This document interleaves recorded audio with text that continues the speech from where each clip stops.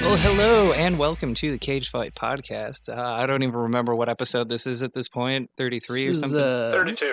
32. 32. All right. Jack. So we're here today to talk to you about the movies Spider-Man Into the Spiderverse and Amos and Andrew. Amos and Andrew being a returning champion from round one. Yeah, I in all fairness, did vote against, but yeah. But yeah, I guess we should all introduce ourselves. I'm Jess. I'm Mike. I'm Taylor. What? And we got some super extra special guests, plural, this time, which is brand new. We have the hosts of the Sweats and Suits podcast, Seth and Eric, with us today. How's it going? You're putting a lot on it. Yeah, I was like, who the hell is he introducing? Yeah, I was like, who the hell is he introducing? Because ain't nothing extra special about us. Well, see, I try to start off nice with the guests and then eventually bury them. So Yeah, I thought. Hey, I was like, yo, I feel like we were about to get played. I was like, oh, so we're not the only guest tonight. All right, this is pretty fun. that's a good prank. It's like we should start a podcast where we like battle guests against each other. Yeah. Put guests in an actual cage. Have them fight. Yeah, I'll be with it though. Oh, That's the kind of shit I like. Nah, but thank you for having us, fellas. Like I said, this is one of the most unique pods I've ever come across. So, yeah. Oh yeah. Thanks for coming on. Do you wanna give us a rundown of the Sweats and Suits podcast for our listeners that you will probably steal from us? I'm Seth, man. One half of Sweats and Suits podcast. I'm Seth. I usually wear sweats every fucking wear, and that's kind of my personality, man. I'm laid back. I'm cool. I'm not. I don't wear sweats any fucking wears. If you invite me, I'm one of those people that call me, like, do I have to wear real pants? I love joggers and shit. Like, you know what I'm saying? So that's kind of just my personality. And, me and Eric are going back 20 years now. As of this year, we've been friends for 20 years, and he's just that guy. He's more on the straight and narrow, suit and tie guy. And he will wear a suit to any fucking wear. He don't care. He likes to look good. And also, that's just kind of how our personalities are. Like, I don't really give a shit. And he's more like, all right, let's do it like this. It works. It's just who we've been for the past 20 years. But I can't say that I have a better friend than that guy right there. It's a good balance. Every group of friends has their sweats and their suits guys. I'm our sweats guy. I'm also the sweats guy. Jess, are you the suit girl? Yeah, I guess I am. I'm somewhere in between. I'm wearing sweats right now, and I mean, pandemic-wise, especially, it's become harder than ever to wear pants. I haven't put on real clothes in like 9 months. Yeah, That's funny. But yeah, we started the pod based on just I did a sports vlog and stuff like I want to say like 8 to 10 years ago, and people were like, "Why don't you jump back into it?" Well, along came podcasting. I started listening to a lot of podcasts and was like, "Yo, I like that shit." So I wanted to give it a try. Called up my best friend here, and Eric. You want to take the story from there, brother? Yeah, so at first I didn't know what a podcast was, so I'm just like, fuck it. I just know he needed me to do something. So, yeah, that's how we pretty much got into it, man. Just recording some stuff and putting it out. First started out very green until we just unlocked the secret, just be yourself, and whatever comes out, comes out. And we found out that being ourselves attracts people to us rather than away from us. So it's been a wild ride. It took us on tours and put us in rooms and places that we never thought of being in. So it's been a ride, man. Looking forward to more. Oh yeah, very cool. We it's been a wild ride for us. We've so far we have 2 Patreon subscribers and a cat shit in here once. I feel you totally. And it certainly took us a long time. I mean, hey, listen, I've had billionaires personally offer to fly me to very specific islands. Okay, due to this podcast. Yeah, Taylor has been on the Lolita Express. Oh god, due to this podcast, yes. Him and Matt Groening got their feet rubbed by. couple little kids. I'm talking about if they flying you to islands, I don't know what's explicit favors they're talking about. Bro, like I'm not taking Going to the islands, bro. They might want to throw salami meat at you, and I ain't with it. When I went to Portland back in September, and for whatever reason, I didn't even realize this, but I'd walked past Matt Groening's middle school and high school while I was there. I was like, oh, I just walked past the high school and middle school of a pedophile with really disgusting feet. Probably one of my top 5 pedophiles though. So in the Little St. James bracket, he's very high. Top 5 pedophiles of all time. What? Well, I mean, it's not that I have a running list, but it's like, The Simpsons is really good. Like, if you were gonna make a list, he would be in it. Oh yeah. I mean, to be fair, Cage Fight does have a running like Hollywood sex offender like bracket going on. I'm not gonna stop watching The Simpsons, and I'm not gonna stop listening to Thriller. That's just the way it is. First of all, I'm one of the believers that Michael Jackson didn't fucking do it. Oh no! As to why I believe he didn't do it. Yeah, no, I was reading something today that like the FBI were tracking him for like years and couldn't find anything. If the FBI couldn't find anything, then I don't know. Although I will say though, once again, I will always listen to The Simpsons, or I will always watch The Simpsons, and I will always listen to Lost Prophets. Never. Fuck. Well, look, I know a lot of people think Mike did it, man, but I'm here to stand on it. Okay. Yeah. Michael's just a fucking weirdo. I don't like. Yeah. Dude was a weirdo from an abusive family and didn't really have an actual childhood. He was just a weird dude. That's all he was. Just a weird dude, bro. Like, how many weird dudes do we see in class that weren't pedophiles? We've had class with people that. Yeah, I mean, Taylor here. I don't think he's a pedophile. Okay. As for folks that fucking do a Nicolas Cage podcast, I don't know anything about weird dudes at all. Listen, to be fair, I take umbrage with the fact you say you don't think. You say you don't know, my good sir. Okay, I'm sorry. Obviously, we didn't do background checks before. Yeah, right. You're gonna look me up on CCAP just to be sure. We should actually maybe start doing that. How did y'all land on Nicolas Cage? Like, I just want to know, like, what was the conversation of people? Like, you know what I'm saying? Like, hey, yeah, I mean, we got some guys that we can really do this with. Like, I'm thinking of maybe like, who else has a lot of fucking movies that, like, half are like cool, the other half, maybe Steven Seagal. Steven Seagal would be great. Yeah. He has a lot that nobody gives a fuck about. I was thinking another good alternative would either be like Eric Roberts or like John Travolta or something. Oh my God, Eric Roberts is in so many fucking movies. He's so in everything. My vote is Jackie Chan. I actually like Eric Roberts. Yeah. I love Eric Roberts. He was in Best of the Best. Best of the Best? I just watched that the other day. That's my shit. Well, we'll have you on for the Eric Roberts episode for sure then. Yes, no. Hey, put Eric Roberts versus Nicolas Cage in a 20-movie battle. I guarantee it. Well, to answer your question, we didn't start talking about other actors until we had already landed on Nicolas Cage. So it was just kind of like Jess and I here. I know at one point in our childhoods, because we are cousins, so we go way back too. Yeah. So when we were younger, I remember discussing at one point like trying to watch all the Nicolas Cage movies. That seemed like a crazy undertaking, but if we record it, then maybe we can make something of it. Yeah, it seems like less of a waste of time if I guess other people are listening to it. Not that they are, but it's out there. So Hey man, that's all you can do is put it out there and hope somebody grabs the motherfucker. That's it. Yeah. So yeah, we've talked about other actors, but we still have a ways to go here. Plus, the name Cage Fight was just too perfect, and we had to. No, it's really good. It's beautiful. I'm not gonna lie, that definitely worked out. I mean, what's amazing is that there's no other podcast. When you look up Cage Fight podcast, we're the very first and like the only thing that comes up. That's wild to me. Yeah. Like, So I don't know. That's beautiful.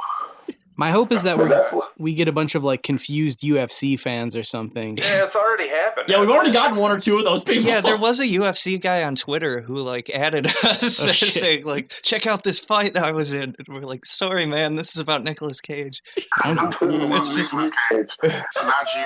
I don't give a shit about your fight, dude. That's unless you're wearing like. You wanna know what's Eric Roberts? Because y'all made me look it up, right? Now, I really looked up his fucking actor. He has 537 actor credentials. Oh, God. Shit. That's more than a podcast. That's like a career. Yeah. Just You can make like literally 537 actor credits. on Jesus IMDb. Christ. That's insane. And it's not like small role. This motherfucker is on the cover of a lot of these punk ass movies that I've never heard of. What Yeah, the fuck? He's like, isn't he in the Mr. Brightside music video too? Yes, Like, he is. He's in the Mr. Brightside music video fucking- from the he's Killers. just too. He's everywhere. Damn. I think he was in Batman. Holy Yeah. shit. Yeah, he was. He was in he was the one with The Batman Begins, wasn't it? Or no? No, he was in the second one. He was in Okay. the one with yeah, he was in the one with Joker with Heath Ledger. Yeah, that's what I thought, because I'm like, Oh, I yeah. vaguely remember his character in that movie. Yeah, I forgot. He's been in too much. Dog, this dude was in so much. Okay, we're gonna have a whole conversation about Eric Roberts. Oh, yeah. Again. Imagine a Eric Roberts bracket with 537 movies. That would be like the way we're doing it. That would be like 1,500 episodes. Yes. Spaced out after like 37 years. There's so many fucking movies, and it's like all while doing a fucking soap opera. He did Oh, all of shit, this oh, yeah. while being in another, while Oh, being my in a God. fucking, what was he in another world? How to Survive a Marriage. This motherfucker was everywhere. You know who would Handsome son of be a bitch. you know who would be another good actor is like Danny Trejo, because he's in fucking everything Oh, too. Danny Trejo would Oh, be yeah. great. Trejo as well. We could have an I love entire that. like Yeah. Machete round where, because I'm pretty sure he's like billed as Machete in like a few different movies. Isn't he that in like Spy Couple Kids things. or whatever? That might be it. Dog is in Spy Kids. That's wild, yo. Yeah, he is. I can't remember. I don't know if he's in all three, but I know he's in Spy Kids. I think know he's in that. all three because he's like their uncle. Oh, Yeah. really? Yeah. He is. He's the uncle of I'm the now Spy looking up Kids. Danny Trejo. Hell yeah. You're gonna send me down a whole fucking It's a- rabbit hole. Yeah, it's a whole rabbit hole here. Yeah. That's what we're here for. Absolutely. Well, before we go God. too far down that, we should probably talk about what we actually came here to talk about. Which Hell is, yeah. Well, fuck. This is our podcast. No. Here we go. So first, I think we're going to talk about Spider-Man Into the Spider-Verse because we already talked about Amos and Andrew on back on episode 11. So Spider-Man Into the Spider-Verse came out in 2018. This was rated PG. Directed by Bobby Persichetti, Peter Ramsey, and Rodney Rothman. It's weird to see a movie with 3 directors, but Yeah, it's one of those animated movie director squads. Okay. produced by Columbia, Sony, and Marvel, and a few others. Of course. Runtime of 117 minutes, a budget of $90 million, and at the box office, this one grossed $375.5 million, which means this is actually one in the black. Like, Is this the highest grossing Nic Cage movie so far? It's got to be. It's got to be. This is the only movie in the bracket that I like saw on opening night, I think. yeah. Wow. If it's not the highest grossing, it's at least the second. So Oh, what? You didn't see Deadfall opening night? Yeah, I wanted to, but I was I think a year and a half old when it came out. So Hold on. Have his openings been that bad? Nic Cage's box office returns have been pretty spotty. we're getting closer to like 50-50. But yeah, we've seen 55 of his movies so far, and 23 of them made as much as they cost to make. Everything else made less than that. yeah, Yeah. and there have been a Maybe Face Off and this one will bring it back. Like those two. Yeah, they'll bring the Making counter some up. money. We're getting into some of the good ones soon. We happen to Yes. cover like every shitty movie he's ever done first. It was just the way it ended up Although to be working fair, out. some of his better movies also didn't make that much money. That's true. yeah. I mean, Red Rock West made like $1 million out of like $8 million budget or something. That's true. And some movies you just can't find the like box office on, or don't have a box office. So Yeah. And we automatically assume it didn't make much money. yeah, Or it was straight to DVD. Or something. Or exactly. VHS. yeah. It was At like this point, a he should be a spoof actor. A what? A spoof actor. Oh yeah. Damn, dog. Ooh. I tell you, Yeah. he does not like. He's I not a fan can of. do without Nicolas Cage. I really do. He hates Nicolas Cage. That's Oh, what man. Oh my God. How'd you get dragged into Oh this? shit!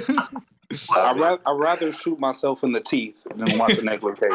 Oh, damn. Well, that's damn. All right. That's certainly described my mood for like the first like 19 or so episodes while we were watching all those really god awful movies. I could not fucking get through them. I mean, if we ever had to watch like Outcast or fucking Rage or Army of One ever again, I would feel the exact same way you do. So the only one I could remotely get through was like Con Air. That's the only one I can get through. Okay. Con No, Air I is fuck with that. I respect that. the best one. Hell yeah. In my opinion. We haven't covered that one yet, but I'm excited for that one to come up. But on Rotten Tomatoes, this one got 97% from critics and 93% from audiences, which is certainly the highest rated movie we have gotten on this podcast at all yet. Yeah, I actually remember when I was walking onto the theater and I heard a guy say he didn't like it, and I beat the shit out of him. So damn. You can't have that low of taste and not get your ass. It was Post Malone. So. Yeah. Post Malone. All right. He's just fucking around in Milwaukee for a little bit. If anybody's gonna hang out in Milwaukee that looks like he'll hang out in Milwaukee, it's probably Post Malone. Yeah, that's a really good point. I've seen Post Malone a bunch in Milwaukee. Yeah. I can see Post Malone in West Dallas. Fuck yeah, dude. See, I was born in West Dallas, so I'm basically Post Malone, minus the face tattoos and the money. Yeah, Post Malone-esque. Yeah, you're more like President Malone. Yeah, I'm pre-Malone, actually. Pre-Malone. A pre-Malone is funny as a bitch. That sounds like a really good drink. But yeah, that's all I have for info there. You got like special trivia for us, Mike? I got some trivia and whatnot. So this was like the first Lord and Miller movie that wasn't Lord and Miller, which is I guess a big deal. For the uninitiated, Lord and Miller did like the Lego movies and the Cloudy with a Chance of Meatballs movies and the 21 Jump Street movies. Oh, okay. So they've done well for themselves, but then they broke up. They decided to both wear suits that day. So I see what you did there. yeah, so this is like his first Phil Lord's first like departure from working as a twosome. For trivia, there's a lot of like bullshit about Easter eggs and references in this one, so I of opted for more like trivia about the animation because I thought it was a little bit more interesting. But the first piece of trivia that I have is that if you hit pause anytime a train goes by, because all the animators wanted to animate Stan Lee, he's in almost every single train. What? And that's tight. as many people know, Stan Lee, of course, died on the terror attacks of 9/11. Yep. And so this was their tribute to him. He was one of the conspirators, correct? Yeah, he hijacked one of the planes on. Yeah, he's one of Muhammad Atta's childhood friends. So this is the first non-Disney or Pixar film to win the Academy Award for Best Animated Feature since Rango. So shout out to fucking Rango. Actually, yeah, that's an underrated movie. Rango rules. It's probably the best Johnny Depp movie. Except for Nightmare on Elm Street, Except for Nightmare on Elm Street. All right. Yeah. Hell yeah. Edward Scissorhands. Oh, that's true. Edward Scissorhands is too sexy, so I can't watch it. That's true, yeah. He reminds me of Robert Smith from The Cure, so it gets me hard every time. Yeah, exactly. What? Wow. What? So during the initial development, the directors worked with a single animator to establish the film's look, but eventually the number of animators grew to like 60 and then eventually like 177, which was the largest animation crew that Sony Pictures ever used. That's a lot of fucking animators. Yeah. So the animation was achieved by artists taking rendered frames from the CGI animators and working on top of them in 2D to give the animation that like comic panel feel. So they used the help of the creator of Miles Morales, Sarah Pichelli, and Robbie Rodriguez, who I don't think is Robert Rodriguez, but I'm not sure. Yeah, I feel like they're separate people. So to make the film feel more like a comic book, it was animated without motion blur, instead using an older technique called motion smearing, first seen in the 1942 Looney Tunes short The Dover Boys. Oh, wow. The frame rate well varied- known, right? the good old Dover Boys. We all remember that, right? They were like, hey, why don't we do some fucking animation techniques from the goddamn 40s? Yeah, like, and that was like a feature before, like, hey, kids, do your part, buy war bonds and kill a German. Yeah, it was a propaganda piece. But so basically the frame rate varies between 24 and 12 images per second. I noticed that a little bit watching this movie. So it was one of those, like, you watch it and you'll notice something different, but if you're not like, you know, a fucking person who works in film, it probably won't mean shit to you. You know what I'm saying? But it definitely was a different look than I noticed before. Very unique look. So, like, for example, when Miles and Peter Parker are swinging through the forest, Miles is, like, animated at half the speed of Peter Parker. Oh, really? Like, interesting. They have different frame rates in the same scene? Yeah. I've never even heard of that. That's wild. Huh.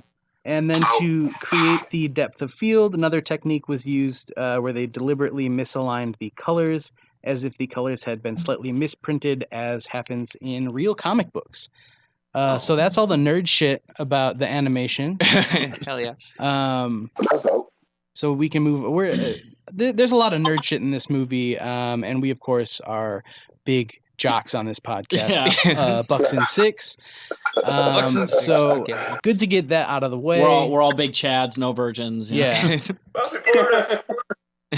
Yeah, we got strippers up in the recording studio, so we are doing well for ourselves. And just like Nic Cage, I bench each and every one of them. Yeah, we're bench pressing strippers, and if we sound like we're out of breath, that's why. I kind of feel played then. I feel like we should have waited until the whole fucking pandemic was over so we can see some bitches too, because I feel like you guys are not. Well, for the Eric Roberts episode, we'll get you guys set up with lap dances and whatnot. I'm willing to risk COVID for this. So okay, I mean that's fair. We'll have you on next episode then. Yeah, like, hey man, I'm with it. Just where's the bitches? I'm sorry. All right, that was. They're right here, and I'm not talking about Taylor and Jess. Am I right? Bitches. Oh, I'm a pretty big bitch. I'm a pretty big bitch. Well, should we get to the plot summary? Yeah. I'll just dive into the plot summary now. No. So, Miles Morales, who, if you're a comic book fan, you'd know him from the Ultimate Spider-Man universe, is a teenager who goes to a fancy boarding school and apparently is not enjoying it much there. His dad is a cop who hates Spider-Man because Spider-Man's a vigilante with no public accountability. Yes, because we all know cops have a lot of public accountability. Yep. Lots. Cops are well known for that. One day after school, Miles sneaks over to his Uncle Aaron's place, who then takes him down into like an abandoned old building where they paint some graffiti. Like, the crazy thing is, like, even I didn't read the comics. Well, I just saw this movie first. Oh, yeah. And I was kind of like my introduction and everything. So I never really knew how true to the source material the movie was. I didn't know if, even with Batman, you got a lot of different variations. The story is pretty much the same. Like, his parents get killed, he turns into a vigilante. With Spider-Man, he gets bitten, but it's all how he gets bitten is different. So I never knew the source material for this. This was the first time I actually saw it, yeah. Yeah, and I played the PS4 Spider-Man game, and at the very end, Miles gets bitten by the radioactive spider, and I think it's at like a museum or something, just like in the Sam Raimi movie, if I'm not mistaken. Oh, really? Yeah. Huh. Yeah, I don't remember the exact Miles Morales origin story. Yeah, I don't either. Honest, I read that, but I remember when it came out. I was like 16, so it's like yeah, that was a decade ago, and I don't really remember it now. But, yeah, I wish I remembered the Spider-Man game a little bit more because I just played it earlier this year. It's so good. But it's really good though. I just started replaying it because I can't afford a PS5 to play a new one. And it still holds up. You're not willing to sell a kidney for a PS5 yet? I would sell a lot of things for a PS5, but nothing that is inside of me. I would sell if I had kids, I'd sell them, but I don't. Well, you said inside of you. What about something that's on the outside of you? Like, I don't know, a foot, some fingers? I'll sell foot pics. Foot pics? Market's out there. I don't know. OnlyFans it up. Yeah, Yeah. we need to do. We've been thinking about doing a Cage Fight OnlyFans for a while. But, You know everyone will pay for that. Follow us on OnlyFans. We do deep fakes of Nicolas Cage, just fucking plowing, I guess, strippers again. we're gonna get cameos of that Justin Timberlake impersonator to do it. Yeah, That's funny. we have bonus episodes hosted by the Justin Timberlake impersonator that you can book for $70 on Cameo. If you don't know the real Justin Timberlake, I guess. That's so pretty cool. I call him Jess. You know, that's what the trends call him. But yeah, back to the plot summary. Oh, one day after. Back to the plot. Yeah. Oh, No, one. we do this all the time, so Yeah. this is Just as you This is said. pretty normal. This is how it goes. But one day after school, Miles sneaks over to his uncle Aaron's place, who then takes him down to like an old abandoned building where they paint some graffiti. And they don't see like a strange-looking fluorescent spider crawling around until it's too late and it already bites Miles. But he doesn't really think anything of it at first. The next day he wakes up and he finds his clothes seem smaller. He's like super sweaty and he's like sticking to everything. Knees weak, arms are heavy. Probably Yeah. out of sweater already. he's Mom spaghetti head. it's he kind of looks like he just shot a bunch of ropes and now he's gonna go shoot a bunch of ropes. Right. But yeah, he tries to work some moves on a girl he likes, who she introduces herself to him as Wanda, and he accidentally sticks to her and cannot let go.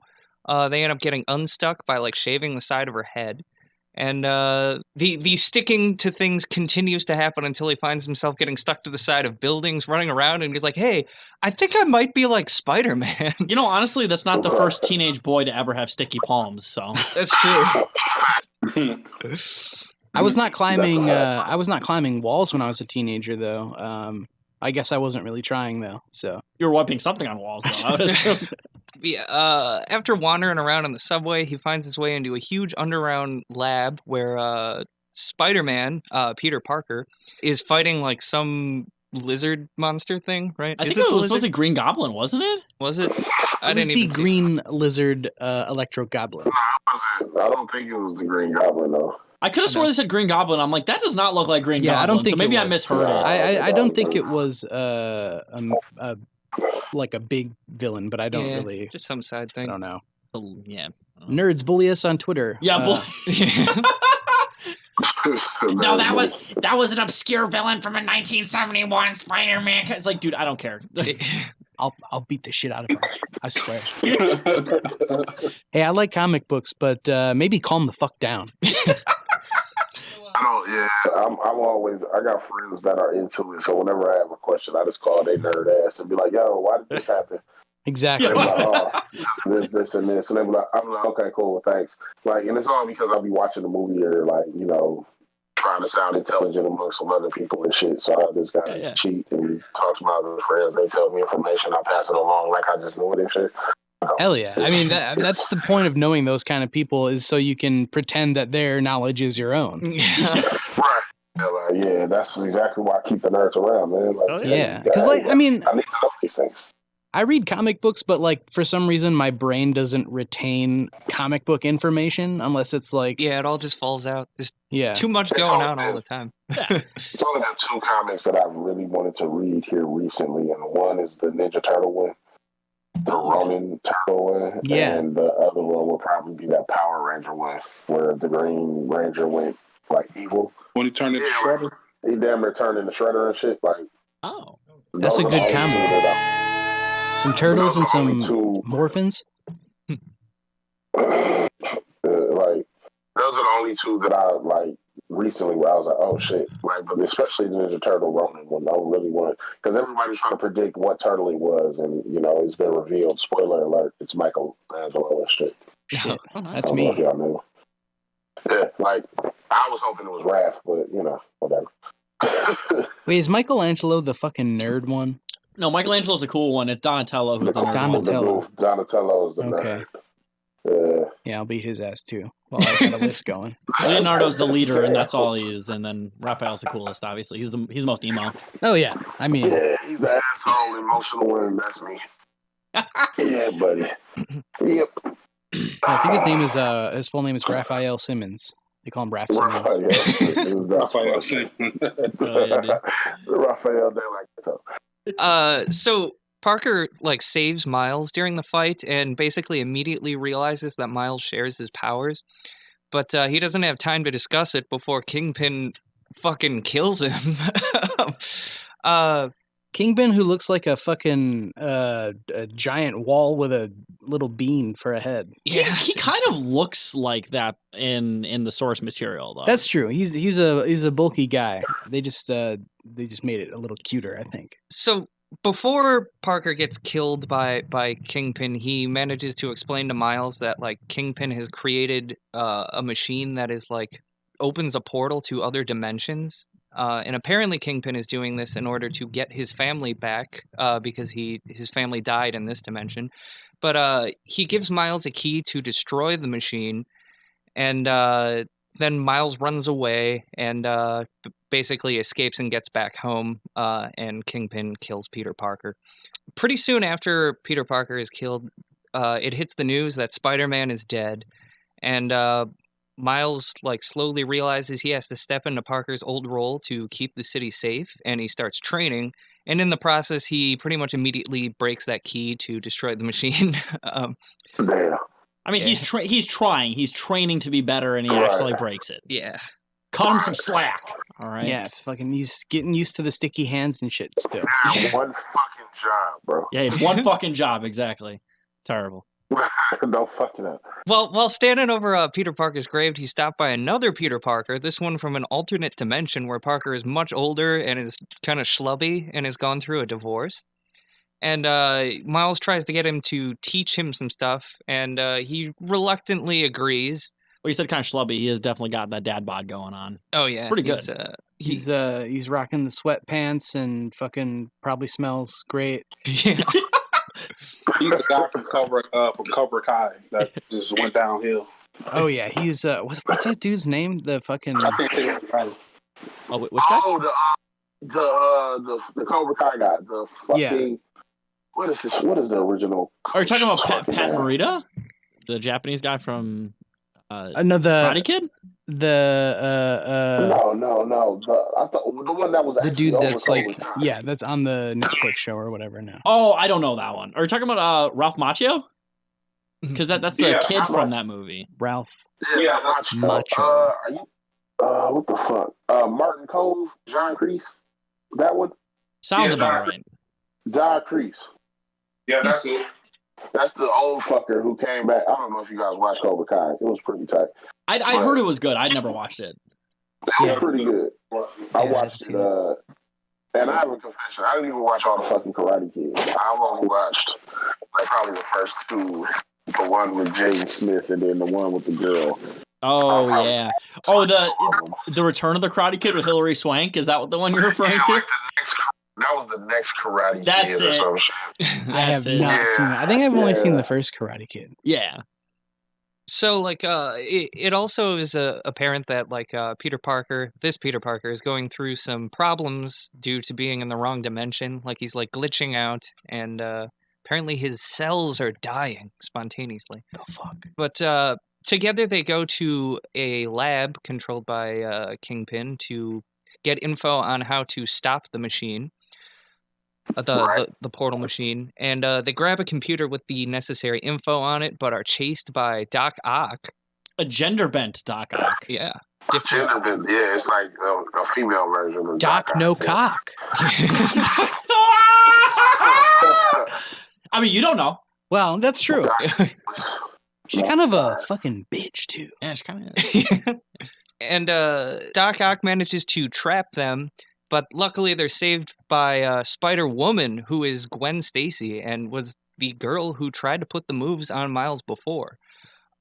She's also from an alternate dimension where basically her and Peter Parker's realities were switched, I think. That's what it sounded like from that. But so the Spider team go to visit Aunt May to make a replacement key, and she takes them to his secret spider lair. Aunt May being Peter Parker's aunt, if you don't know. Who ranges from really old to smoking hot in various iterations. Yeah, it's like literally goes from 70-year-old woman to like 23-year-old Instagram model. Like it's just like damn. But yeah, she takes them to his secret spider lair where they meet other spider people who came here from other dimensions, including finally Nicolas Cage. The whole reason we watched this movie Spider-Man for Noir. the podcast. Hell yeah. And also, interestingly enough, there's a point where he's talking about punching Nazis. Like, oh, so Nic Cage, this movie's literally Antifa. That's great. Oh hell yeah!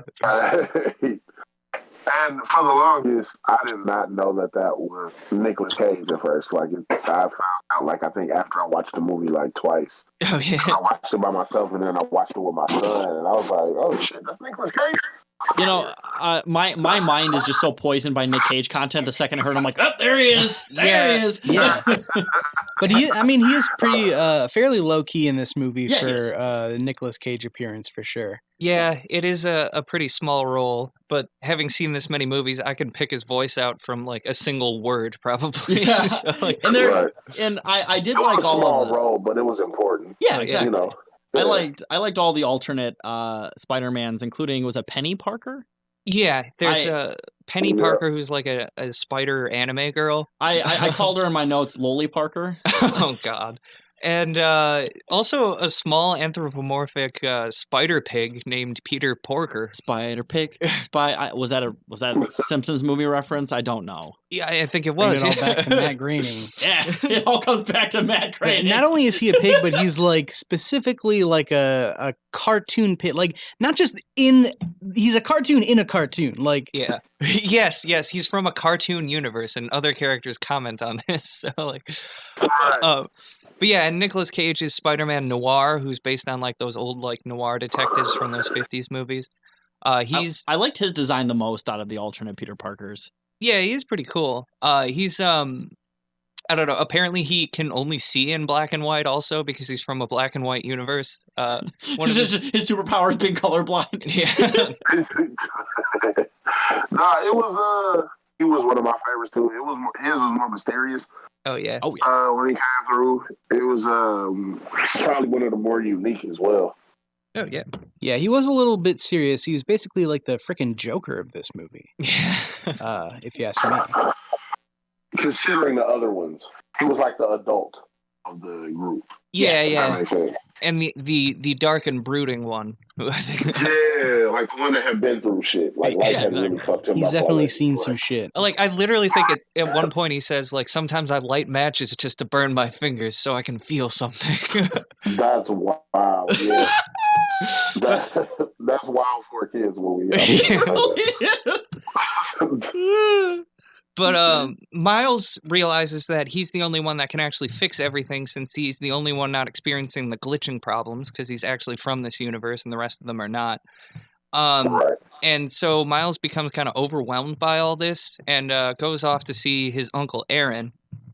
But while there, he discovers that his Uncle Aaron is actually one of Kingpin's henchmen, the Prowler.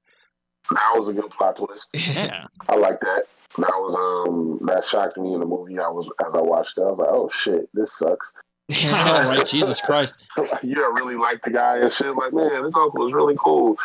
No, yeah, it's like, oh, here's the cool uncle who's like willing to let Miles like express himself, and it's like, oh, he's an assassin. That's great. Yeah, now he's a fucking villain who, godly. All right. Yeah. That sucked. Yeah. So that definitely was one of the. It was a good but fucked up plot twist. Oh, I agree. Yeah. Miles escapes and returns to Aunt May's, but it turns out he was secretly followed by the Prowler the whole time. And soon the whole Spider Gang is attacked by Doc Ock, Prowler, Scorpion, and another guy who I'm just going to call Gray Frankenstein with guns. Because I don't know what the fuck his name is. I believe that was his name in the credits. Yeah, he was credited as Gray Frankenstein. Parentheses Gray with guns. Frankenstein. Yes. Miles gets away from the scuffle, but is captured by his Uncle Aaron. But Miles then reveals his identity, and Aaron lets go and is like super shocked by all this and is filled with regrets. But he doesn't have a lot of time to regret it before Kingpin just shoots him. And Miles and his Uncle Aaron have like a tearful goodbye because his Uncle Aaron was like the most supportive person of him in his life. Well, and also don't forget is that the first person to see his uncle is his brother, Oh yeah, Yeah. Miles' dad. Yeah. And Yeah, then Miles' yeah. dad also blames his death Spider-Man. on Spider-Man. So Yeah, he there's that, blames too. the death of Aaron on Spider-Man. Yeah, And, but he sees the person most likely to shoot him, a police officer. Yeah. Exactly. But real, very real. Oh yeah. So the whole Spider Gang meets up with Miles again to console him on his loss, but they decide they have to do it without him because Miles's powers aren't ready. He's still not really in control of them because he's gained them too recently. And Peter Parker is going to stay behind and close the gate, sacrificing himself because he'll die if he stays in this dimension too long.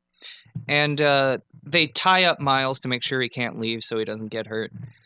While Miles is tied up, his father comes by to have a heart-to-heart, but Miles can't even answer the door or talk back because he's all tied up. And this fills him with anger that suddenly allows him to use his powers on command because he gets like all confident and he's got a fire burning inside of him. It's like becoming a Super Saiyan. Yeah, Yeah, really. Exactly. He's like over 9,000 at this point. Well, that's the thing. He does Exactly. spend 7 different episodes screaming until his hair turns a different color. Yeah. So 45 minutes of this Yeah. movie is recaps from earlier in the Yeah. movie.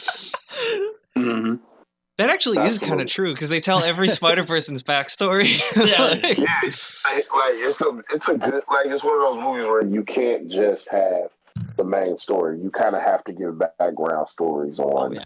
yeah. everything. So yeah, absolutely. But yeah, Miles goes back to Aunt May's, who gives him some equipment and a new suit that he paints black, which makes it match the character design from the old Ultimate Spider-Man universe, the comics. The Spider Gang infiltrates the lab that has that portal, and just as it's being activated, they're stopped by Doc Ock and the other second-rate villains, and but Miles shows up just in time to save all their asses. He stops the villains and sends them all through the portal one by one, completing their character arcs in the process too. They're all like, Conveniently, Yeah. tying everything up in a beautiful little bunch.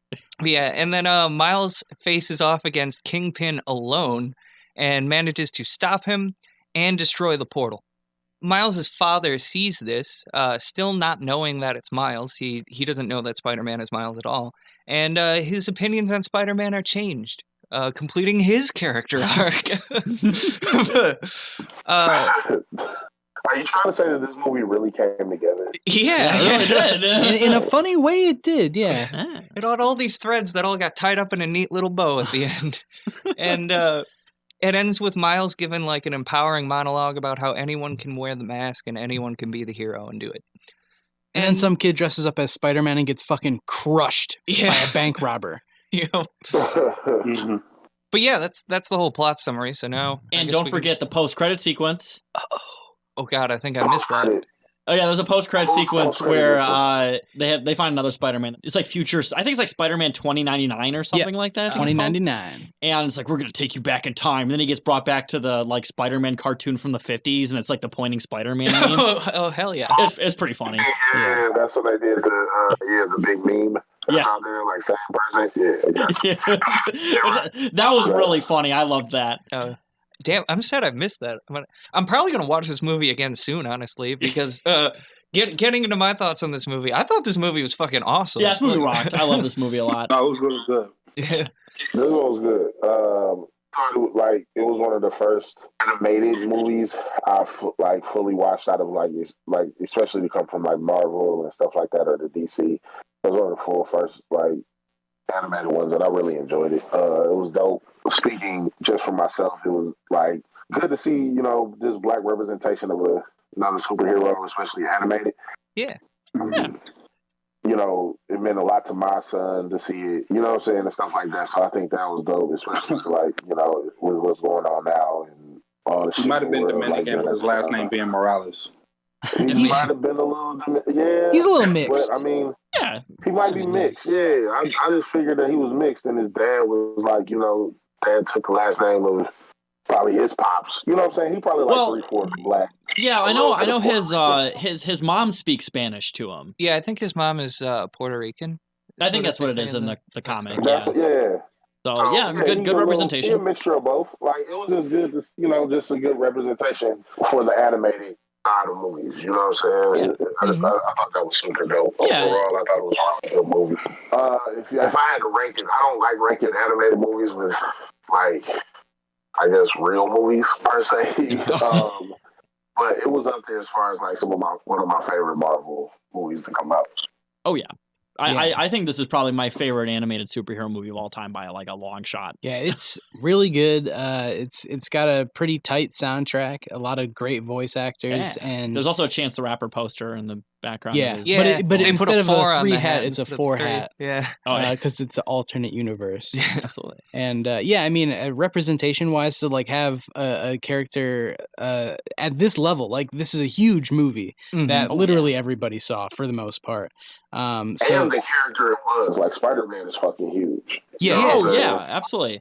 And well, and that's the kind of interesting thing about Spider-Man is that Spider-Man is very much like a representation of sort of like working class New York City culture. And back in the 50s when Spider-Man first came out, it was like kind of like nerdy, like white kids in like Queens. And then eventually, you know, it became more diversified. So Miles Morales being the Spider-Man in the modern day would make a lot of sense. Yeah, absolutely. Yeah, it was perfect. Yeah, it was, and it came at the right time. I think personally. And I also I definitely enjoyed the movie. Yeah, and I also just like the fact that Miles is just like a very likable character. Like every time I've ever seen Miles in either a video game or a TV show or a movie or whatever, he's just like, oh, Miles Morales is here. Hell yeah. Yeah, it's impossible to dislike Miles Morales. Mm-hmm. Yeah, he's a cool motherfucker. Like, he's one of those cool people, like, where it's like, when he shows up to the party, everybody's like, oh, dope. You know what I'm saying? Like, exactly. Absolutely. You know what I'm saying? It's not one of those people that's like, this fucking guy, hey, Miles. Like, you know what I'm saying? Like, we see you're here. No, but it was definitely pretty dope. It's going to be hard for Amos and Andrew to beat this. Sorry. Well, hey, let's not spoil anything. But a perfect level of Nicolas Cage to prevent any self teeth punching. So that's good. Right. There's a very muted Nic Cage amount. I will say though, were you pleased with the amount of Nic Cage in this movie? Like, were you able to accept the amount of Nic Cage? Yeah. What is the percent or minutes? Yeah. I only enjoyed it because I watched it unknowing that he was in there. If I'd known he was in there, I would have shut it down immediately. Damn. Shit. See, you should watch a movie that he's not in, definitely not in, called G-Force. Yeah. You know, honestly, I feel like Fast Times at Ridgemont High would win his bracket. Oh, yeah. Yeah, there's like, Nicolas Cage doesn't talk at all, and they barely show his face. Yeah. He's literally in like 3 scenes for like 2 seconds each, and one time, there's only one time he's actually looking at the camera.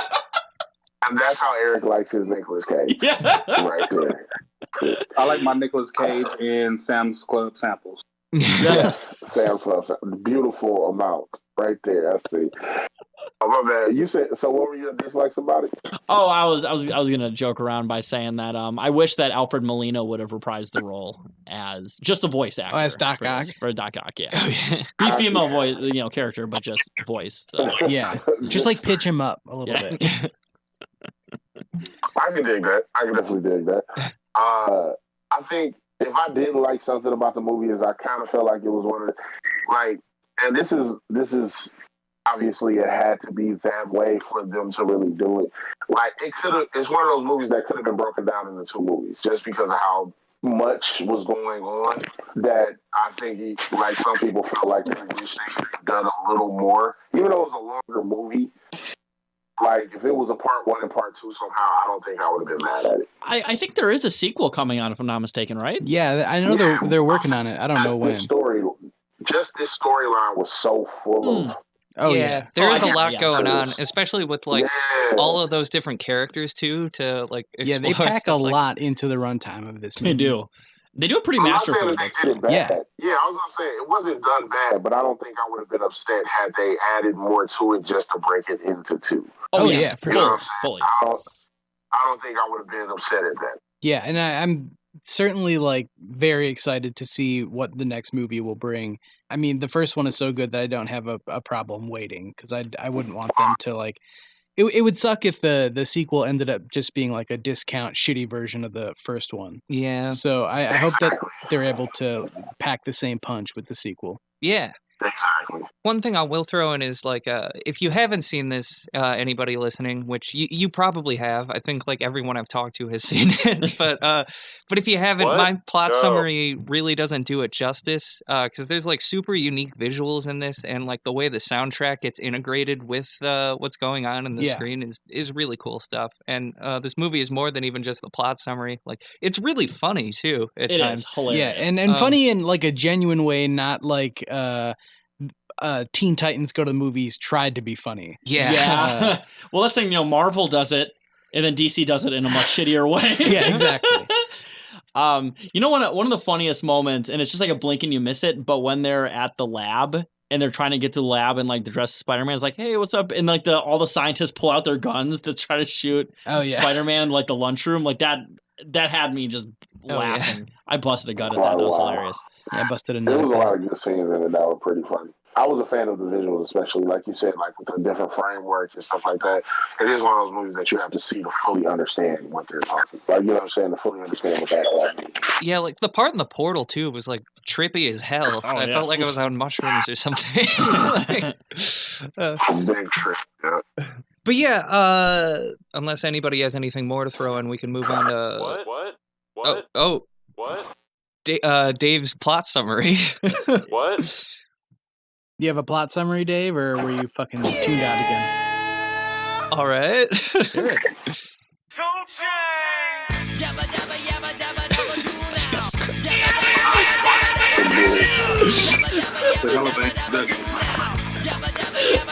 We gotta get a soundboard. I'm gonna get a I gotta soundboard say and it- introduce it- myself every What time it is. when it's my turn to say something. We like go around the world. Yeah, Dave really has his work cut out for him now that he has this ability. Yeah. Well, that was pretty good, Dave. That was, I would say, that's how I would describe the plot of this movie as well. Very succinct, very accurate. It was not hot. So I guess I'll move on to the Amazon reviews quick for this one before we move on to Amos and Andrew. I have a review from Andrew Mark Cram, who says, very fun Spider-Man movie, but minus the comments about the female characters. And Andrew writes, there were some good throwbacks to the earlier Spider-Man film, and I really enjoyed all the different versions of the Spider character. I was dismayed with the politically correct comments on the female characters because I did not think the female characters had any more to offer than their male counterparts, and it just came off like brown-nosing for the feminist demographic. God damn it. That was a review from Andrew. What the fuck? Yeah, these this reviews is- are all very good. Trust me. this is what I was expecting from the reviews. It's a bunch of comic book nerds who probably spend most of their time online complaining about like These are- political Nazis or correct- something. These are the coming to reviews take their written stuff. by the It's dudes just who all- like bullied that Star Wars girl off of Twitter. Yeah, it's like Yeah. they're making fun of Yeah, I bet a lot of these guys just watch videos like called like politically correct SJW cocks get owned.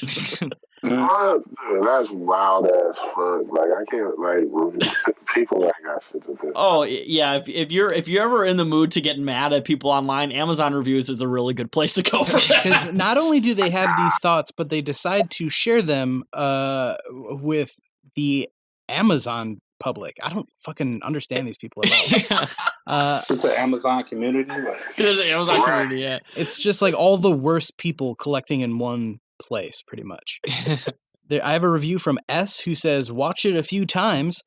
Remember when we used to buy DVDs? We were suckers for a new way to watch movies after the videotape era, and DVDs seem so much better, so small, so compact.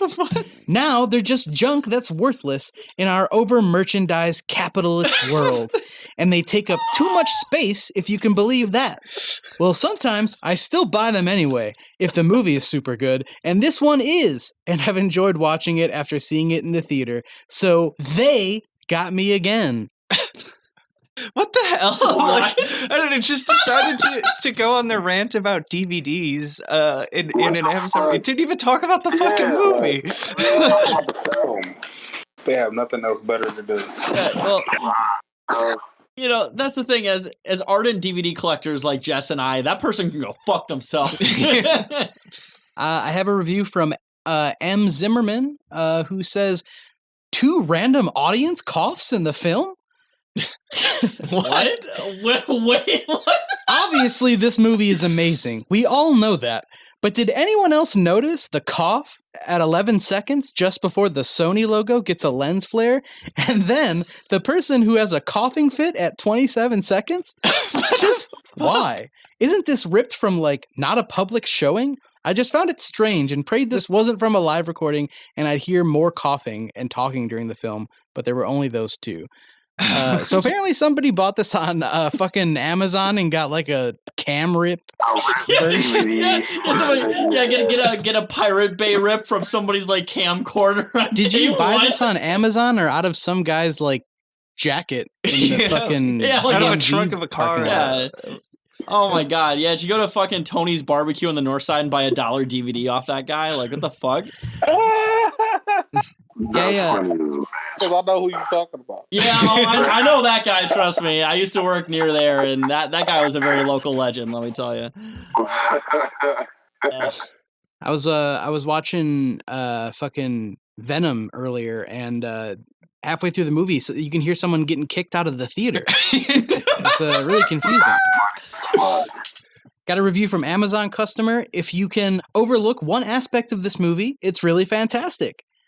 I was surprised at how much I enjoyed this movie. It is one of those movies that's over before you want it to be, leaving you hungry for a sequel. And soon. It was well written and they did a decent job introducing the characters. They even made you feel sorry for the antagonist, or at least understand his motivations. I was glad to see them include Spider-Ham, even though he is far less known. The major thing about this movie that I found distasteful or distracting from the movie was all the forced diversity. Oh my god. Fuck off! And at times, it does seem forced. In addition to that, the cast and the crew cannot stop patting themselves on the back for all their diversity in the bonus section. The only one that did not make me want to roll my eyes was Shameik Moore, the voice actor for Miles Morales. He was the only one not congratulating himself and gushing about the diversity in the movie. When the fuck does any character like what? Forced diversity, so they stuck in a fucking cartoon pig? Is that what they're mad about? Yeah, they're pandering to the fucking animated pigs. Yeah. Actually, Miles Morales. Damn animated cops. Yeah, Miles Morales' dad was also an animated pig.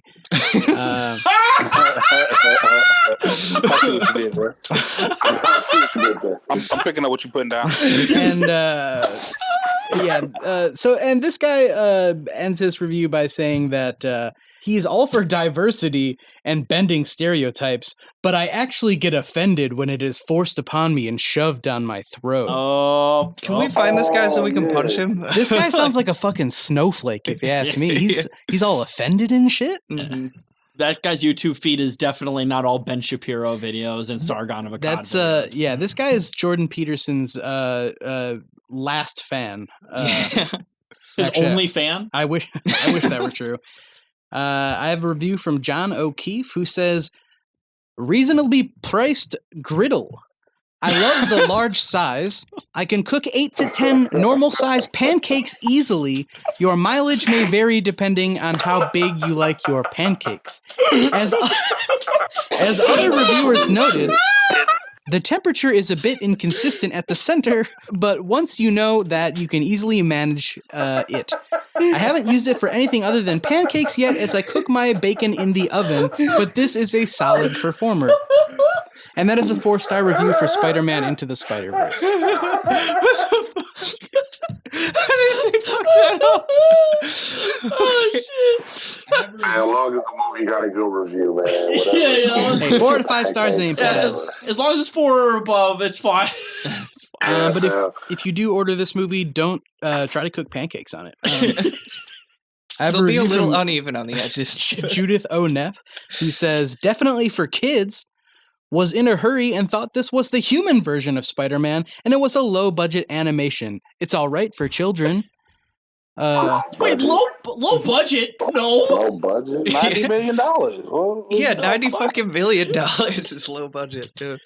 This next review was written by, I think, a stereotypical comic book fan in a sketch on Saturday Night Live, because they write, there's one Spider-Man, and that's Peter Parker.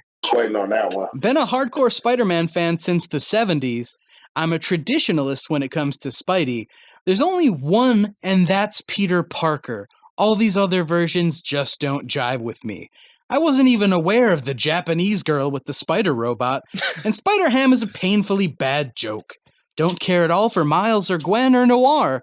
I would like to have seen the Scorpion or even more Spider villains, but my big complaint with most of the Spider-Man movies is that they don't use enough of Spidey's villains. I reject all Spider-Men and women not named Peter Parker. So at least he's not sexist. He's just racist. So Yeah, he's I don't fucking know. Like the whole plot of the movie is that there are alternate dimensions with other spider people. Like what that's what's going to happen to the this fucking is movie. based It's just, on a Spider-Man storyline that exists in the world. So if you are criticizing the fact that Spider-Man is only Peter Parker, you should probably take it up with the actual comic book writers who wrote the comic books. Oh yeah. Because this is not some fucking diversity hire movie that they just pulled out of their ass or something. Mhm. This is this actually exists. So I think you're criticizing the wrong people, and also you're fucking stupid. So I have a review from Galactic Warlock, who says Pajama Vigilantes multiple spider version. What? If you like pajama heroes, this is the movie for you. 2 stars. What? What? I think he's complaining about divorced Spider-Man wearing pajama Oh, the sweatpants. sweatpants? What? Or maybe that Miles had to buy a Spider-Man costume to wear because he And I'm sorry, what was the title of that Amazon review again? That was Pajama Vigilantes multiple spider version. That is absolutely the title of a Japanese porno. I've seen that. And I have a bunch of reviews from people who call the animation infantile and various other words like that. Like, What? there's a lot of people whose major beef with this movie is that the animation sucks. And it's actually It's like actually not that bad. it's really No, good it's and like Yeah. innovative too. So yeah, I don't. it's really different from like typical animation you see, and it's like I think it's really nicely done. I don't get what people would say is infantile, but This next review is written by the guy who I just made fun of unknowingly, who says, plot is not understandable, has no relation to real comic storylines. Well, maybe you should be a fucking better nerd because it's a real... oh, God. How in the fuck are you going to say that it's not realistic and then say that it's not realistic because it isn't related to a comic book? When What? it is actually a comic book. Ah, I don't fucking know. and the last review I have is I didn't purchase this. My daughter did without my knowledge. She is 5 years old. Not impressed that I have like 4 movies I didn't purchase knowingly. No option to cancel it or remove and dispute immediately. I am just now seeing all of these movies today. 1 star. It always happens. Yeah, it Every always time. fucking happens. There's the person who's just like, I didn't get this movie. Like, I haven't watched it, and I didn't buy it. I didn't One get this star. not movie. pay I for received this. it late. I received it broken. It didn't play. This isn't the movie I ordered. This is 1 star. What does Region 2 DVD mean? Anyway, those are the reviews. Yeah, if you want to see more reviews on that movie, there's a lot of mouth breathers who are really mad about it. So check that out. If you ever wanted to give somebody a swirly through the computer screen, read those reviews. Right. But yeah, I think that's all we've got for Into the Spider-Verse now. We're just going to take a real quick break, and then we'll be back to you to talk about Amos and Andrew.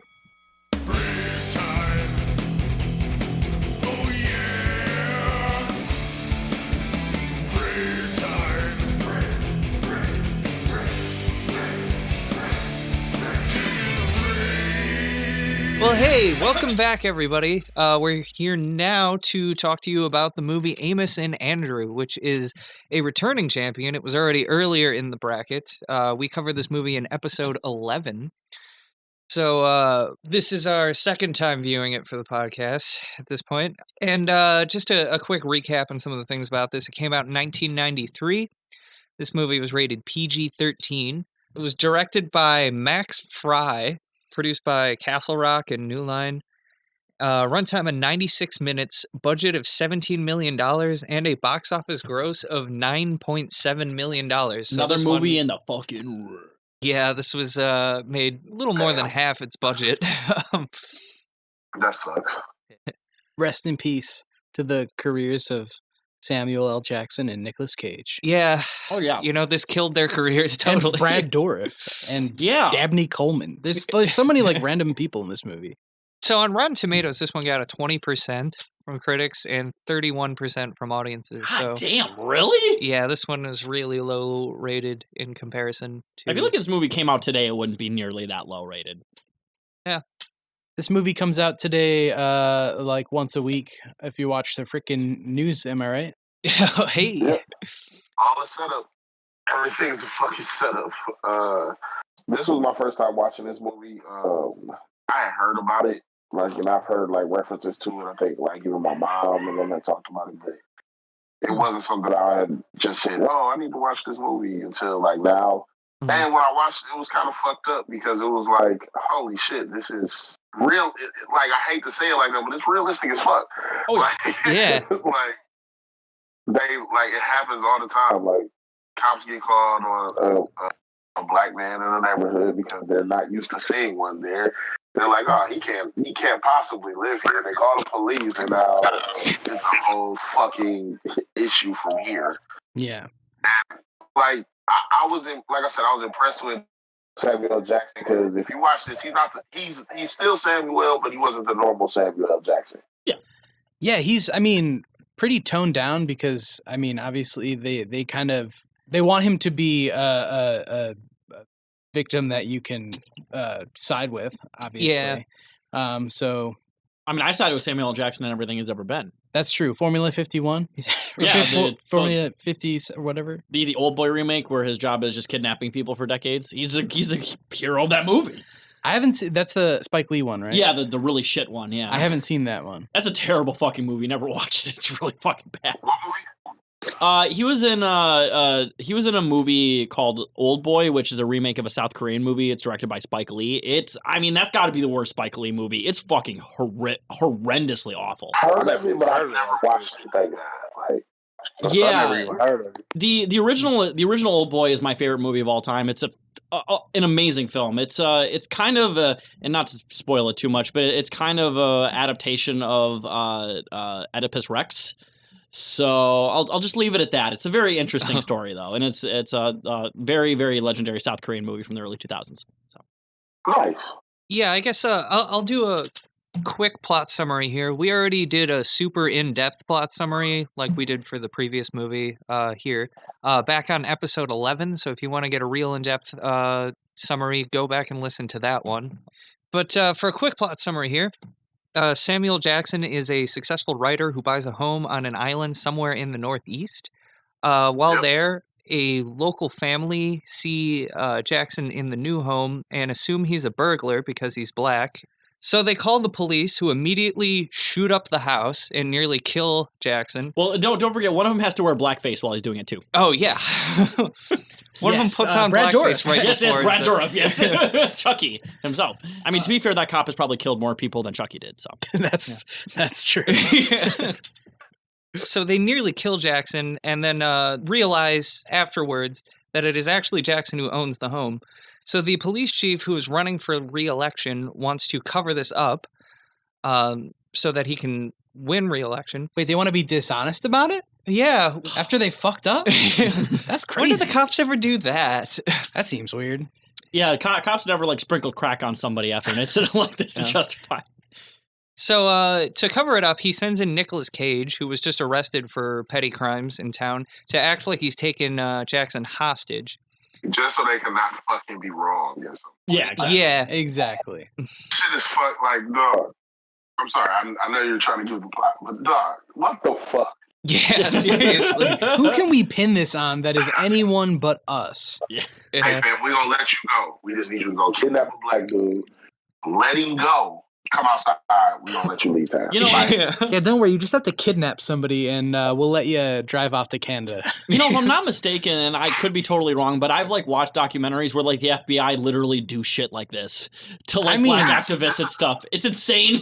That wouldn't surprise This me. is why it didn't make that much money, because it was too fucking realistic. Yes. And they Yeah. didn't have the truth. I wouldn't be surprised if there were forces at play trying to stifle the promotion for this movie. You know, Oh, for sure. Absolutely. I wasn't old enough. Shit. I was what? This came out in 93. Yeah. I was 7. I was this was 1 year before I was even born. I think this movie probably came out the month I was born. Like, 7. Like, I was 7 years old when this movie came out. It's like, I'm pretty sure, I don't know. When did Rodney King get beat? that was like 91, 92, I think. I think it was 92. It was 91 because I remember Rage Against the Machine came out with what the fuck was that song that they did? bomb track. No, fuck you. I don't do what you tell me. Oh, Killing in the Name of, which was a Killing reaction to the LA riots, which happened. Oh, yeah. LA riots. So it must have been like 90, 91, I think. Yeah, So I could see a movie like this not getting the love that it probably should. Mm-hmm. yeah, and especially I can imagine it being sort of a commentary on that at the time. Oh, you'll talk about it came out the same month. It literally came out the day after I was born. Oh shit. So this movie to me means a lot. It was right there. Your mom was fucking. She had the premium hotel channel in the hospital that let her watch in the hospital in new Northeast movies. Wisconsin, as, Yeah. as she was like the day after giving birth to me. I gotta get Amos and Andrew on the screen while I'm pushing this fucker out of my pussy hole. I don't know. Hilarious. But yeah, so during the hostage situation, air quotes there, civil rights activist and Friends of Jackson organizes a protest on the island, and Cage and Jackson actually learn the full truth from the family that had called the cops on Jackson initially. And speaking of random cameos, I guess the activist is Giancarlo Esposito from Breaking Bad fame. Oh yeah, shit! I he didn't goes on realize to that be shit. Gus. Really? Yeah, Yeah. Oh. that was fucking. He's so much younger in this; it's hard to Yeah, recognize. very him. young. One of the ghosts that doesn't get the credit he deserves. Oh, for sure. Exactly. Gus Fring himself. He's another one that deserves. He has a lot of movies. Yeah, he does have a lot of roles. Like he's one of those guys. I can't, other than this, specifically name a movie that he's in, but he pops up in a lot of shit. I see him randomly He all was the in time. like hella Spike Lee movies. He was in Do the Right Thing. Do the Right Thing, yeah. He's playing Gus, obviously from Breaking Bad. He was in this. He was in what else did he do? He had a couple of other films that like you said, it's just hard until you look him up. It's like, oh shit, Yeah, he wasn't that. yeah. I Like, just he's like one of forget those guys. he's in stuff, and then I'm like, oh fuck, it's both sides of his face. Right. But Well, and when he shows up, you always know the shit's about to get real too. Okay, I'm gonna go back to turning my mic off. Like, oh yeah, he's in The Boys right now. Oh, he is, Yeah. isn't he? We gotta get him on this podcast. Man, You think he Better would stoop Blues, that low? Malcolm X, New York, Fresh, The Usual Suspects. He was in Ali. He was in The Usual Suspects, really? Wait, really? Shit. Damn. They have him in The Usual Suspects. That's the Jungle Book, the newer one. He did that. I know he was in Maze Runner. He was in Maze Runner because I watched those as well. Oh, Damn, he's everywhere. Yeah, he's in a lot of shit. I He's told like- you, like, Yeah, he's a sleeper star. yeah, he's like a working actor. But yeah. So Jackson and Cage realize that the police are going to want them both to cover up the story, and so they steal the car of the family that called the cops on Jackson and drive off to Canada, but not before getting the truth about the whole situation out to the press. And yeah, that's pretty much the quick plot summary. And now we can just dive into our thoughts here. I guess. A couple things is that this movie really reminded me of a couple cases. One that ended super tragically, and one that ended up in a, frankly, very poorly aged moment. But two cases that this really reminds me of is one, Breonna Taylor. I think we can all yep. remember that.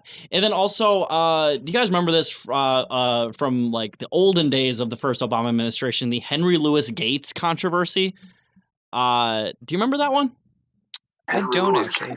So he Henry Louis Gates, also known as Skip Gates, is like he's like an academic, black academic from Cambridge who teaches at, I believe, Harvard or Yale. I can't remember at the moment. He does a lot of extensive work on like African American history. In fact, he found some of the earliest like black works in America. Like he's a very like learned person when it comes to African American history and stuff. And in mid 2009, he was coming back from a trip, hilariously enough, trying to find Yo-Yo Ma's ancestry.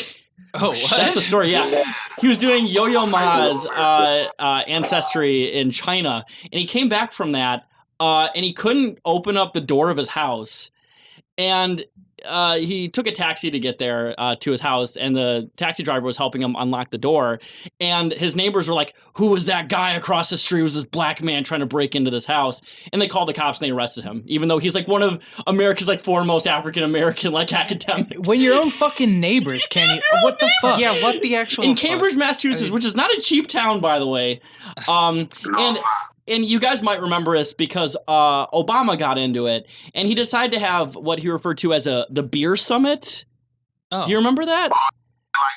They did like a sit down thing. It was like, Yep. I don't even know how the fuck he got involved in it so much, and I think he caught a lot of controversy because he wouldn't just flat out say this was fucked up. Yep. He was like, well, I don't know all the facts and stuff. Let me do all that before I start condemning motherfuckers. Yeah. So then he jumped into it and ended up like bringing them all into like a house and did a sit down. They all came to that White House and shit. It was a big thing. Yeah, I remember it now because I remember the picture of dude standing on his porch in his hand clubs. Like, what the fuck? Yep, that's the dude I was talking about, Henry Louis Gates. Yeah, and there's a whole quote unquote beer summit where Barack Obama, the cop who arrested Henry Louis Gates, and Henry Louis Gates were all together like, hey, let's all make up and let's be friends. Oh, Jesus Christ. It was pretty bad, but that moment really reminded me of a much less tragic version of this movie. Yeah. But and also, I mean, in a really hilarious one, the Dave Chappelle bit where it's like, oh hey, here's a black man at this home. This sick bastard put up pictures of his wife and kids. Sprinkle some crack on him. Let's get the fuck out of here.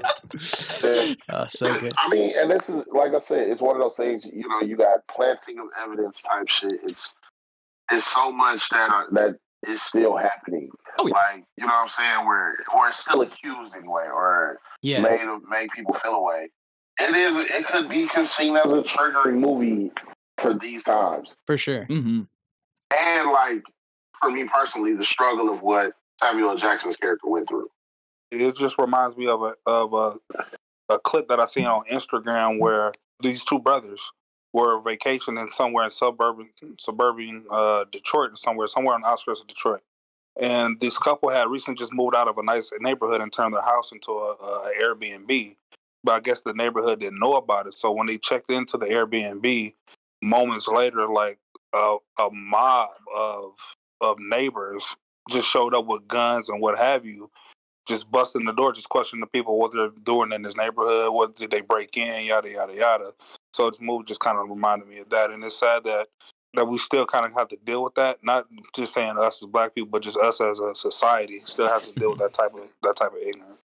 Yeah, it's really gross. It has been almost 30 years, and for this to be still like so painfully relevant is fucking obnoxious. It's obnoxious. I mean, literally, this movie is a day younger than me, and this movie is still relevant we as to a our modern society age. have not learned anything in your entire time on this earth. Yeah, literally, like. Right. It's truly terrible. And I also do like in this movie how, and it's kind of like Get Out too, where the quote unquote like well-meaning but still racist like liberals are the ones who ultimately caused this confrontation in the first place. Yeah. Right. The guy that's like, I voted for Obama. I mean, this movie, he's literally like, I was a lawyer in the Chicago 7 or whatever. Yeah. Oh, yeah, exactly, yeah. It's like, oh, so you were maybe good at one point, now you're a piece of shit. I can't possibly be racist because I have this one example where I look good. Yeah, I can't be racist. Of course, man. I got white friends everywhere. Man. Yeah. It's. I worked with a white guy once, and he was super cool. Like, she just means you like one person, fam. Shut the fuck up. And it kind of reminds me too, like him bringing up those credentials is like him not being racist is really funny because in that trial, very famously, a black man was gagged. And was like made to not talk and like was like handcuffed to like the chair as he was giving like testimony and stuff. So like I don't know, not great. Yeah. Also funny that that the people who call the police on what they think is a robbery are the people who go home and fucking go light up a joint and immediately know that they're not going to suffer any consequences like And even if they were caught. They do that. They literally smoke a joint in this movie. Yeah, they fucking yeah, because Nicolas Cage finds it when they go into their house and he's like, oh, score. Yeah. I mean, but it's like that's kind of in today's society. We're in a society of where the accuser doesn't suffer consequences. Exactly. Like, yeah, none at all. Those cases, and that shit sucks to me. It doesn't make sense because it's like especially if it's for like no reason. Like, you know what I'm saying? Okay, cool. If you're really in the neighborhood and you feel like there's something suspicious going on, like truly in your heart of hearts, not just because you see a black person walking through, cool. Like, whatever the race may be. If you see something, cool. But and be like, yo, I made a mistake. I sincerely made a mistake. But like people try to defend it. Like when you say, yo, that was kind of racist. No, it wasn't. I saw it and they get like hella loud. And it's like, fam, if it was a mistake, you wouldn't be defending yourself this hard. Yeah. And those people don't suffer the consequences. And then they turn around and like break the law in various other ways and don't see any consequences. Yeah, they don't. Because it's like the same woman that's like fucking calling the police on a barbecue because the people having the barbecue are black is the same lady who's like fucking shoplifting from Walmart all the time. Yeah. But has no problem with that. Yeah. And also I forgot his name, but the guy who was gagged at the trial of Chicago 7 was Bobby Seale. Bobby Seale, yeah. Yeah, that was it. I thought it was, for whatever reason, Stokely Carmichael was in my head. I'm like, oh, that wasn't it. But not related to the Seal that. Bobby Seale. Yeah. Not related to the Seal that we play clips of all the No, time. not related to that Seal at all. Different Seal. There we go. I mean, and ironically, that Seal is married to a white woman. Oh no, they're divorced now. They're divorced now, actually. Really? Hilariously enough, I looked it up because I was curious last night. And Heidi Klum is married to the Tokyo Hotel. Yeah, the fucking guy from Tokyo Hotel. Not the super effeminate one, his brother. Yeah. Yeah. Which is just so weird. Like, I never would have guessed. That's such a weird relationship. That's the weirdest step down ever. Yeah, from Seal to like the nerdy white guy from a German like. Oh shit, Tokyo! It was taking me a minute to remember who the fuck that even was. Yeah, I was like, is that a movie or something? No, with the guy that has a huge hair. Yeah, not Wayne Static. Yeah, not Wayne Static. Well, Wayne Static is long dead. Rest in peace. I mean, he took half a Xanax. I think he took a Wisconsin death trip to actually die. that was terrible. I apologize, but but it is weird, right? You go from Seal, who is just like immensely talented, gigantic presence of a man, and then you go to just some nerdy like German white guy in like a crappy like rock band from the late 2000s. Like what the he's fuck probably happened? Still cashing those MTV2 residual checks, so he's doing fine. You like what you like, man. I guess it's interesting. She's very diverse in her tastes, I will say. Yeah, man. Hey, some people like cucumber better pickle. Yeah, exactly. I heard her fucking coochie stinks like butt though. Oh, wait, is she the one who made the vagina scented candles? Oh no, that's isn't that Gwyneth Paltrow? Oh no, that was Gwyneth Paltrow. Oh, okay. I was gonna say, I'm like, I've never heard anything like that about Heidi Klum. What? No, Erykah Badu made the vagina scented incense. Oh yeah. I would love to buy one. If there's any pussy I would like to smell, it would be. Yeah, Erykah Badu. Baduism, the pussy smell. I would definitely love to do a line of her coochie like this. See, I prefer Lauryn Hill's coochie, but she wouldn't show up for the. Yes. She shows up, but she's 3 hours late. I'm so glad you said that because I have such a disdain for Lauryn Hill. It's amazing. Eric hates me for that. Me and Eric go at it about the Lauryn Hill. I'm so happy you said that. Yeah. You hear that, Eric? She wouldn't show up to give coochie. That's terrible. I mean, they say in Spanish, terrible. Oh, Jesus Christ. That's great. But no, I will say 20% Rotten Tomato score is like criminally low for this. I loved this movie. I really did. And I didn't even watch a very good rip of it. I watched like a very terrible YouTube rip that was like cropped 60% of the image out and mirrored too. Yeah, I did like this movie. I did think it sometimes like both sides this a little bit, and like I feel like it could have maybe come down on police power a little bit harder, but I mean like I don't know. I think it both sides a little bit, but there's also negative consequences for Nic Cage both siding it though. That is true. That's true. I definitely liked it more the second time, actually. That's good. So, I mean, it's no Looking Glass. The last movie it went up against was a movie about watching people have sex in a hotel. So I will that's say cool, too. the one negative like major criticism I do have about this movie is I do wish they would have had a bit more like beginning characterization of Samuel Jackson a little bit. Yeah, because he just literally plopped into this situation. Yeah, he just kind of shows up. And yeah, then you don't really know anything about him. You find out. You figure it out as it goes along. Yeah. But yeah, I mean, maybe he'll get his own spin-off. Amos and Andrew too. Yeah. Electric Boogaloo. One day. We got a petition going for that. Well, speaking sequel. of, we were talking about Ice-T. He was in Breaking 2 Electric Boogaloo. Shit, there's the connection. There's the connection. But Ice-T is also a cop on TV, so he'd have to play one of the cops. That's true. Ice-T is a cop in every movie. That's true. Could you imagine Ice-T being the racist cop in this movie? Oh shit! It would be less problematic for Ice-T to do blackface than Brad Dourif. That's true. Yeah. Ice-T would probably get clowned even harder. You gotta oh yeah, yeah. He would get ripped to shreds by Coco's dad. Oh my god, I would. Oh, I would rip Ice-T in the bro. Like, it's just really funny being like, oh yeah, Chucky and Wormtongue does blackface. Like that just sounds like an ad lib of a movie character. Yeah. And here it is. That's great though. Just the idea of Ice-T doing blackface is really funny to me. Right. Just thinking about it's hilarious. I mean, overall though, like, I ain't gonna lie, like for the like, I enjoyed the movie for what it was. I'm not a super hard critic about shit. Like once I start watching it, I'm pretty much gonna finish it, even if it's fucking terrible. Oh, me too. Oh yeah. But so this one wasn't that bad. Like you can tell what they were trying to do with it. So I didn't hate it at all. I'm not gonna say I loved it. It's not the greatest shit in the fucking world, but I didn't hate it at all. So, and I can understand how people would pick this movie, like how it won the first time. What did it go against the first time?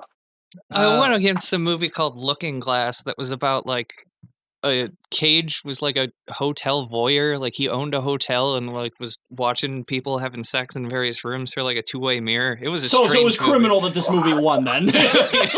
But also they're both movies. I remember this specifically. Both movies where the cops are the villain. Oh yeah, because the like killer guy in the movie ends up being the like one cop in their town. Yeah. Who's played by ends the up being dude the from sheriff. Buffy the Vampire Slayer. Is it like the guy with like the white hair? Or? No, her shitty boyfriend when she starts college in season 4. If you want me to be too specific, I don't even know that character. Because he's the most vanilla motherfucker in the entire world. He's so boring. I can't stand looking at his face. And when he popped up in that movie, I already knew he was going to be the fucking villain. Yeah. You can just sense it. Anyway, that rocks. But yeah. It's a tougher matchup for Amos and Andrew this time because Spiderverse is such a fucking good movie. Mm-hmm. But one of the things that is a bit controversial on this podcast is it a Cage movie? He's in it, and it's a great movie, but it's not a Cage movie. It's not like Into the Spider-Verse is not a Cage movie. Eric said that very proudly too. Yeah, it's not a Cage movie. You know, I That's will why you can say stand behind we it. have another movie you'd really like is Snowden, the Edward Snowden movie. yeah. Because in that movie for like 2 minutes. Yeah. Eric, if you want a list of Nicolas Cage movies that he is not in, I can give it to you. Oh yeah. Yeah, like I said, Kindly send it to the IG, the Sweats and Suits IG. Yeah, well, we got Fast Times, we got Snowden. What are some other movies where he's in There's there a for bunch, like yeah. 2 minutes? But he got a credit for the shit. Yeah, That's Exactly. wild. He got his fucking paycheck. Also, and- Teen Titans Go to the Movies where plays he's Superman, and he's in it Superman for like 30 for- seconds. Yeah. second. All the 30 seconds. Yeah, he was. Oh, I mean, he was Superman. going to be in an actual Superman movie. There's like actual like stills and like production stills of it and stuff. But Yeah, there's a great documentary about it. Wasn't that the first one? no, Well, not the first one, but like It was one it from was supposed to be like the reboot or whatever. yeah, in it's the like in the 2000s. 90s or like early Yeah. 2000s. Yeah, because and Kevin also- Smith was Yeah, it was involved like a Kevin Smith movie in or some something? capacity. It was weird. Yeah, I don't know how Kevin Smith was involved, but I know like that documentary like interviews him too. I think. Yeah, it's a good documentary Well, to check out. And also speaking of other things, and I've mentioned this on the show, but Nic Cage was supposed to be Aragorn in Lord of the Rings. Wait, fucking, he should have been Gollum. Yeah. No. Fuck Andy Serkis, bitch ass. Hell yeah. Yeah. It's not. Enter the Spider-Verse is not a Cage movie, so by default, Amos and Andrew should win because that is more of a Cage movie. But Noir was in the movie for how long? I wasn't counting, but not a ton. Yeah, Not not a fun, whole no. ton. I'd say he was probably had like maybe 5 minutes with a screen time Yeah. or something. but- It was a good 5 minutes. Oh, God. I was going to say, should we get into the countdown? No, by default, you got to give it to Andrew. Well, if we That's should the we Cage. I That is because he's the selling point of the movie. Nobody went to fucking see Enter the Spider-Verse because Nicolas Cage was playing. Oh, Noir. Jess would have. Like, maybe some of the Probably. like racist guys in the Amazon reviews are like, I fucking hate this diverse Spider-Man, but Nicolas Cage is in it. So yeah. but Nic Cage did his job, man. He did a good job, and it's like, what? that's He true. had all right, cool. He had 7 minutes, bro. Well, Hard to fuck that up. But I guess we can get to the vote. Yeah, because if we want to make it official. there aren't any good reviews for Amos and Andrew on Yeah, Amazon. there's very few. I mean, I have a few reviews for Amos and Andrew, but a lot of people, people that are just kind of explaining what we already explained, and they're fucking less woke than us anyway. So who gives a Oh, shit? yes, they suck shit. Yeah. nah, that sucks. Yeah, it does, doesn't it? This is 'cause a tough one. If any movie In deserves... my mind, I came into this like, yeah, there's no fucking way Amos and Andrew's beating the Spider-Verse. But if you're talking about what is the better actual Nic Cage movie, not better movie, it's Amos and Andrew. All right. So I was going to say, I think we should usually, get to the- usually how we do this is we have a countdown, and on the after we go through 3, 2, 1, we all just say what movie that we're voting for, and then we all have to repeat it so that we can tell what the hell everybody said. It's very efficient, yes. What? Yeah, But, so- So I was going to say, Dave, do you want to do the countdown? What? Dave, do you want to do the countdown for Amos and Andrew and Into the Spider-Verse? Okay, just that's do our it. nice little routine. Just okay. fucking do it. All right. Oh. 3, 2, 1. Into the Spider-Verse. Oh, yeah, oh, okay. and you know, Nicolas Cage, why it's not? a Nicolas Cage. Why not? So I'm sorry. So you guys said Amos and Andrew, correct? The better, because now you have me thinking, because it's like, damn, Into the Spider-Verse is the better movie. We get that. Bam, off top. That's Yeah. not a question. Yeah, see, the question is it really it's not a Nic Cage movie, though. He didn't sell this shit. Well, so see, here's the That's thing: not is fair, that really. oftentimes, and I'm going to be fully honest here, a lot of our picks for these movies aren't always the most like coherent. Yeah. Like I've literally chosen movies to move on because they're shorter, and I want to watch a shorter movie next time. Like, Sometimes that's the only way you can really look at it, because one of them is Wait, what was that movie that you all trashed? The one movie you shit Teen all Titans over go to it. the. Teen Titans Then go to the you, movies. you like celebrated the other movie. I went and took a piss, and I came back, and you voted for the movie everyone hated. What was the deal with that? We just didn't want to watch Ghost Rider. Yeah, because voted Ghost Rider for was Ghost over Rider. 2 hours long. Okay. Funny shit in the world is that's what makes Eric hate Nicolas Cage. See, Right. Eric's on our side here.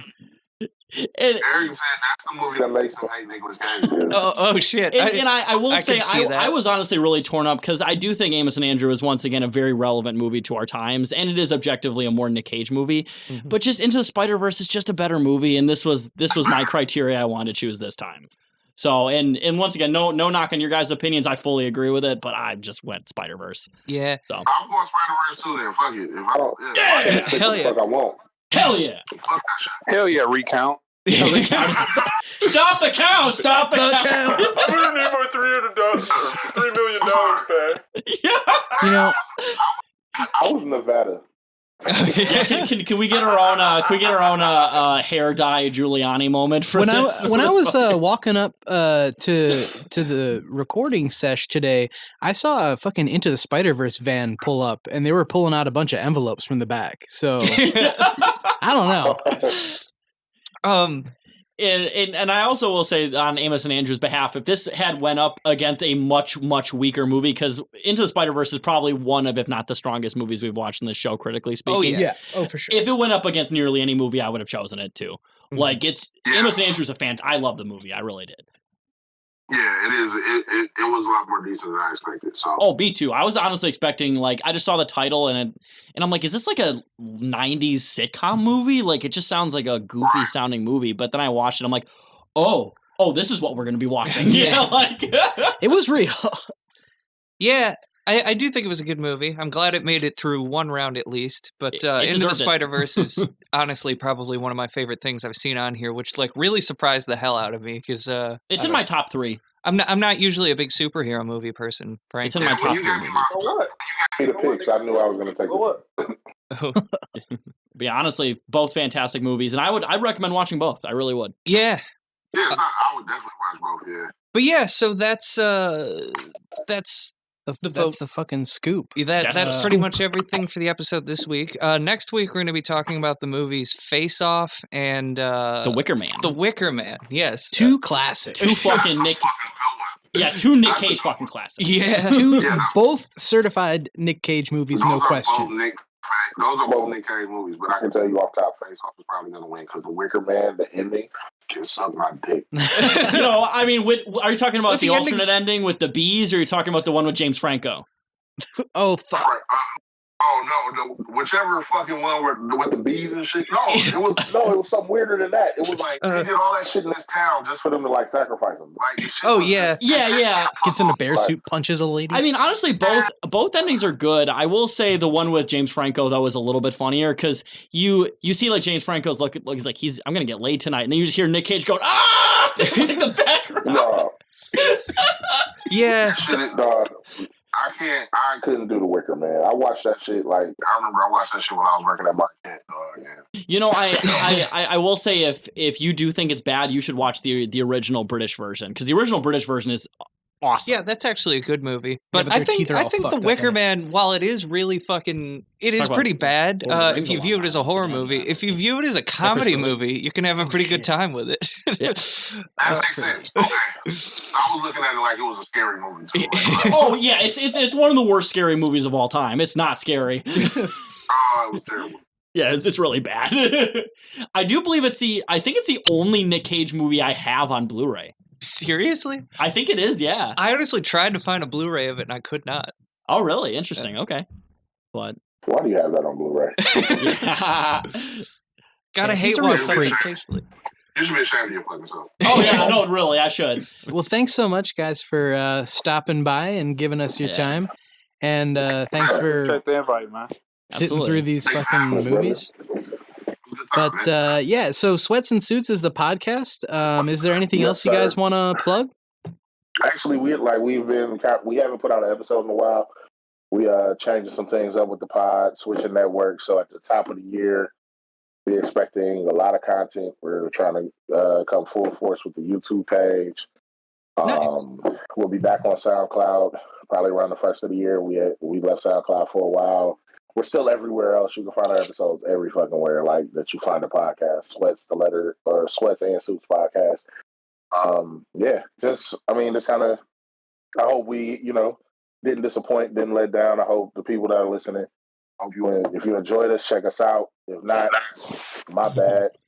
Now, you guys were great. Yeah, you guys are You fucking are my great. favorite guests we've had on this fucking thing. Yeah, no, seriously, usually yeah. I'm just mashing keys over here, over top of people. This is, If our listeners go down to 0, I will know that you have some new listeners, and I'll be happy for that. Yeah. So check out Sweats and Suits, and certainly be on the lookout for new content from them. Oh, yeah. And also check us out Absolutely. on Patreon. We're gonna do that one chip challenge. Hell yeah! Is that And kill ourselves? Is that the one where Yeah. you both like jack off on a chip and then you have to? Shit, that's stupid. No. Oh, so the real game of Limp Bizkit, right? Yeah. The real game of Soggy Biscuit. That's terrible. Nah. That's what you feed your girl when you she's like, oh, I want something tasty. No, we're gonna do the Pocky challenge, whatever that fucking spicy ass chip challenge that everybody is. Yeah. That thing. The yeah. fucking Carolina Reaper shit. Yeah. That's it. I know what you're talking about. Hell yeah. That rocks. Well, good luck with that. Try not to. I would shit my pants, so try not to do that. And I once. Got to get those huggies. Wholeheartedly. Yep. Absolutely. It's gonna hug this ass. My pants. Yeah, check out Sweats and Suits. Check us out on Patreon. And give us your fucking money. Yes, please. Give us at least $3 bills. Yeah, give us $3 bills, y'all, and have a good time. Thanks, everyone. Bye-bye.